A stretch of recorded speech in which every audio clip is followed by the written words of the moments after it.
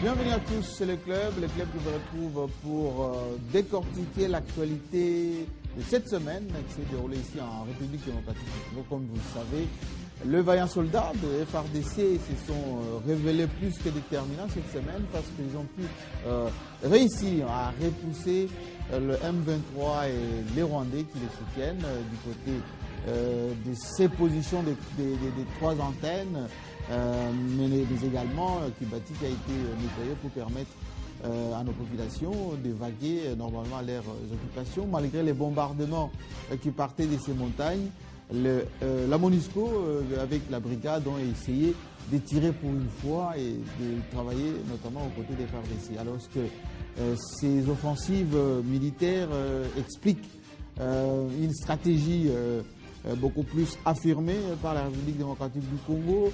Est-ce que le Rwanda, avec le M23, veulent entrer en guerre officiellement avec la RDC? Est-ce que la communauté internationale constate comme partout ailleurs ces violations des droits de l'homme? On va en parler tout à l'heure avec les journalistes déjà en place sur ce plateau pour évoquer donc cette actualité plus que déterminante.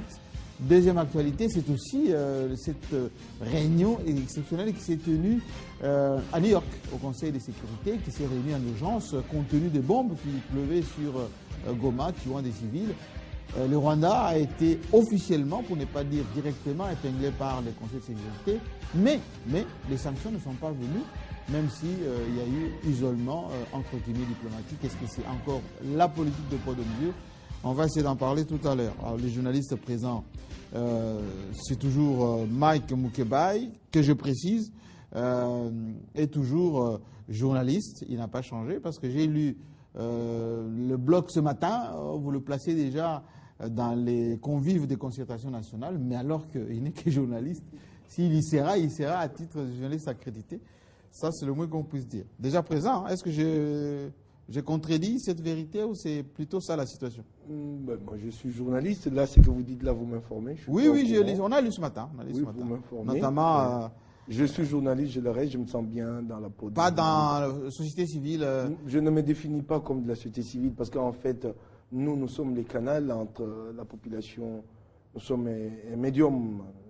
C'est que même entre la société civile et la population, il faut passer par nous. On peut se dire de la société civile, mais je ne me définis pas en tant que tel. Bon, ça rassure ceux qui pensaient déjà que vous étiez dans les délégués. Le réformateur, toujours présent. Voilà, dans le même camp, toujours. Oui, dans les camps du peuple. Le camp du peuple. Oui. Le camp du peuple. Pas de la patrie. Le peuple d'abord. Le peuple d'abord. Et le patriote? Oui, sans la patrie, le peuple n'a où vivre. Donc nous sommes du côté Harold Badibanga et bien entendu Daniel Safo. La première question, Mike Mukebai, cette semaine, on a été alerté notamment par ces bombes qui ont tué quelques civils à Goma. On a vu le secrétaire général des Nations Unies dépêcher son représentant Kobler, l'allemand, à Kigali et le commandant brésilien de la MONUSCO pour aller expliquer à Paul Kagame, au ministère de la Défense, qu'il faut qu'ils arrêtent tout de suite. Mais les FARDC n'ont pas non plus, ne sont pas dégonflés. Ils ont continué l'offensive jusqu'à ce que les positions aient été reculées. Est-ce que c'est l'entrée officielle en guerre frontale? Est-ce que les FARDC ont compris qu'il faut montrer les muscles, même si les faiblesses continuent à se faire remarquer dans la diplomatie internationale? En tout cas, il faut tirer le chapeau au FARDC. Et en ce moment où nos compatriotes sont en train de mourir, innocemment, ils sont pris pour des cibles alors que c'est des populations civiles. Et je crois que le bravo de FARDC est la bienvenue pour remonter le moral à nos compatriotes de Goma. Moi, je restais un peu choqué. Je le disais la semaine passée, je n'étais pas d'accord avec Daniel, que nous restions passifs face aux bombes qui tombent sur nos populations, les populations civiles, sur une ville qui n'est pas une cible militaire.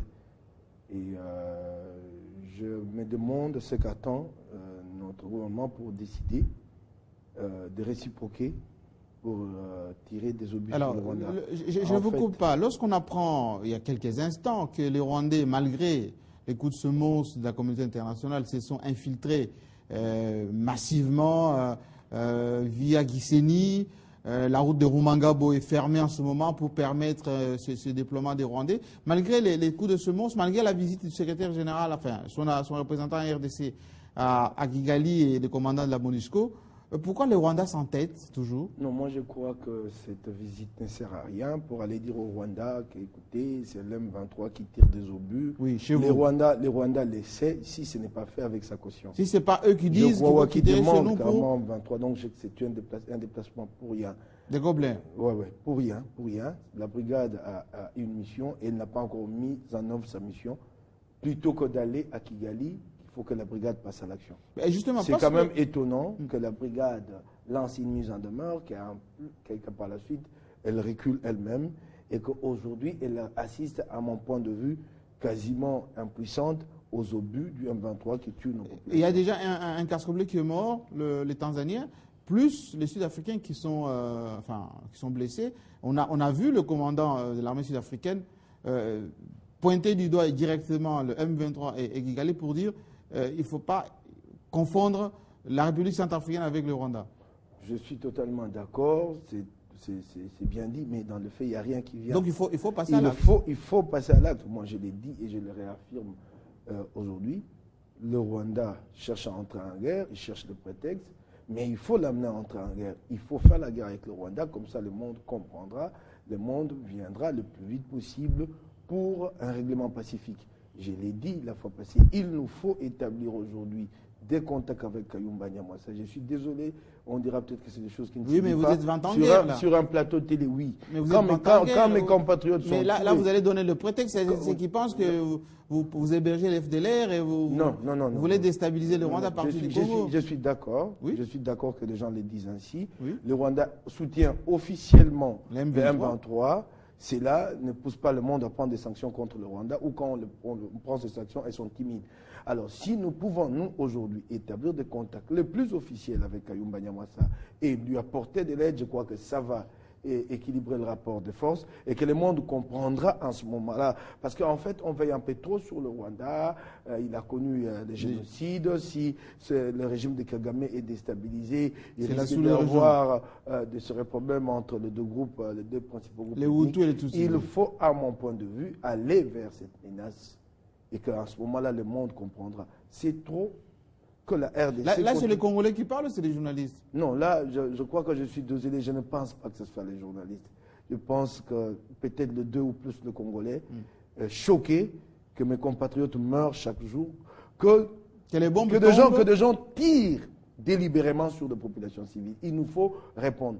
Jean-Marie, Le Monde et rapport de force. Le monde multiplie des condamnations contre Israël sur sa politique de colonisation. Cela n'empêche Israël de poursuivre.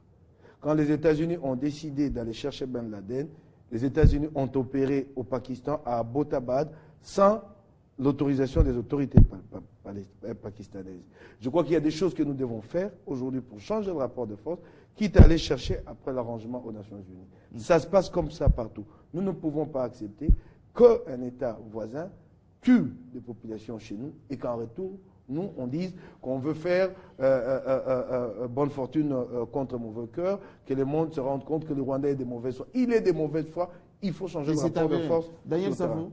Oui, merci beaucoup. Moi, je crois que nous allons bon réfléchir, mais si nous ne remontons pas la pente à ce qui s'avère une réflexion objective, c'est-à-dire que le Rwanda est un petit pays, s'hazarde, non pas seulement à attaquer la RDC, mais aller à l'encontre des principes, n'est-ce pas? Et qui tire sur le force des Nations Unies. Oui, des internationaux. Oui. Nous devons, ça dépasse même l'entendement humain.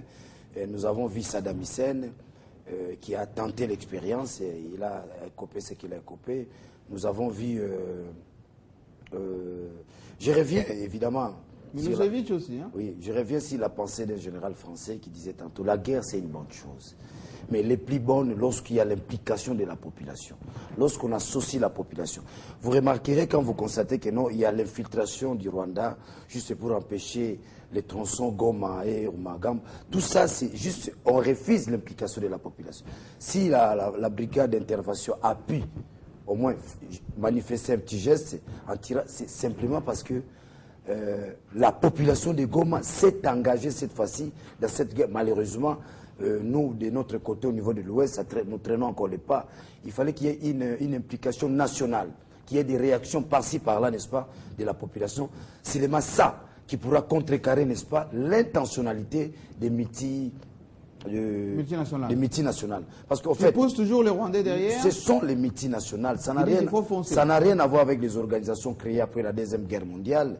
Juste après la Deuxième Guerre mondiale, on vous crée l'ONU. Mais il y a encore l'Hitler qui règne encore en Afrique, s'il faut le signifier dans ce sens-là, n'est-ce pas, Kagame. Mais rien ne s'est fait. Il y a un écart entre la théorie et la pratique. Mais chez les Grecs, pour ne citer que les Grecs, la théorie était assimilée à la pratique était assimilée, n'est-ce pas, à la théorie. Les sanctions, c'est de la théorie. Ce que nous attendons, n'est-ce pas, de cette communauté, n'est-ce pas, ce sont des sanctions pratiques. Mais regardez, parce que l'ONU est tenté de rater son décollage et son grand rendez-vous en Afrique. La fois passée, j'ai parlé, n'est-ce pas, du président de l'Angola, Eduardo Santos, oui, qui n'a pas hésité en 2001, n'est-ce pas, de chasser, je ne sais pas s'il faut utiliser le terme chasser ou refuser, n'est-ce pas, l'ONU dans son territoire. Et si Eduardo n'était pas suffisamment informé, je vous dis, l'Angola serait divisé. Parce que pendant cette période-là, l'Angola était divisée. D'un côté, vous trouverez un Pela qui était détenu par Eduardo. De l'autre côté, vous avez l'ONITA par Savimbi. C'était déjà pratiquement la répartition du pays. Mais Eduardo a n'est-ce pas, contourné, n'est-ce pas, la ruse internationale, s'il faut utiliser les termes. Et aujourd'hui, l'Angola, vous constatez, il y a des booms économiques en Angola. Et maintenant, chez nous, pour ne pas dire, comme est tenté de dire Mike, si le décideur politique congolais emboîtait les pas, faisait comme Mike, nous allons tomber, n'est-ce pas, dans ce qu'on appelle les pièges. On est piégé. Regardez ce qu'on nous jette comme hobby. C'est ciblé, on cible les quartiers populaires de Goma. Oui. Ça veut dire quoi? Ce ne sont pas des hobbies qui sont tirés comme ça, X et Nilo, mais ce sont des hobbies qui sont tirés par rapport à des quartiers populaires de Goma. C'est-à-dire on vise la population. Mais il y a un aspect aussi important que je voudrais récupérer chez mon confrère Mike, c'est-à-dire que, contrairement au non-dit de tout ce qu'il a dit, l'affirmation de l'État. L'État doit s'affirmer. Dans le discours de tous les candidats présidents de la République, y compris le discours de Kabila, pendant la campagne électorale, il y a un discours qui met tout le monde d'accord. La réhabilitation de l'autorité de l'État. Moi, je crois que c'est une occasion, c'est une passe en or pour les garants de la nation, pour les chefs d'État, n'est-ce pas, de la nation, pour les présidents de la République, c'est une passe en or d'affirmer l'autorité de l'État face à la guerre. Mais justement, techniquement, est-ce que ce n'est pas, comme l'a dit le Conseil de sécurité, le Rwanda comprenant nos forces armées qui se reconstituent aujourd'hui, qui sont en train de montrer de quoi elles sont capables, mais compte tenu de l'étendue du territoire national, de notre capacité à se propulser à l'Est, nous pousse effectivement à aller en guerre contre lui. Et comme il y a la proximité de Gisenyi, par exemple, qui bouscule suffisamment les lignes, et qu'on ait à négocier avec les Rwandais chez nous, avec des chars rwandais chez nous? Non, le problème que nous avons, en fait, c'est quoi? On ne forme pas une armée pendant la guerre. Est-ce qu'il faut pousser la force d'intervention de faire vraiment la guerre? Non, nous, notre problème, c'est quoi? On a posé les jalons, les bases sont là. Il y a des déclarations en notre faveur, oui, condamnant les Rwandais. Oui. C'est-à-dire que je fais une petite discussion. On ne forme pas une armée pendant la guerre. L'armée, on la forme pendant la paix. Et maintenant, nous avons deux problèmes. Le premier problème, le Rwanda nous prend par distraction, c'est-à-dire que nous n'avons pas une armée, il faut former une armée, ça c'est le premier point. Le deuxième point, oui, on n'a cessé jamais de le dire ici, les Rwandais, au fait, nous ont infiltrés à tous les niveaux, au niveau des services, n'est-ce pas, des renseignements. Il y a eu nettoyage non, il y a nettoyage, oui, évidemment, oui, les nettoyages, c'est un processus. Nous ne pouvons pas dire que c'est un acquis, c'est un processus, c'est-à-dire que on nous a infiltrés, les RCD nous a infiltré les Rwandais dans l'armée, les CNDP ont infiltré à chaque fois qu'il y a infiltration, il s'est posé un... Regardez maintenant là où les bas blessent. À chaque fois que nous avons intégré les militaires au sein de notre armée, ces militaires se sont focalisés, n'est-ce pas, pratiquement au Nord Kivu. C'est ça le problème. Ils se sont focalisés là. Aujourd'hui, faire la guerre avec les Rwandais, on a des problèmes. Est-ce qu'il n'y a pas, n'est-ce pas, parce que nous sommes victimes des inondations. Mais on commence à avoir des résultats. Oui, on commence à avoir des résultats. C'est la résultante de ces oui, évidemment, je vous rejoins. On commence à avoir des résultats parce que jusque-là, il y a un nettoyage. Mais un nettoyage qui n'a pas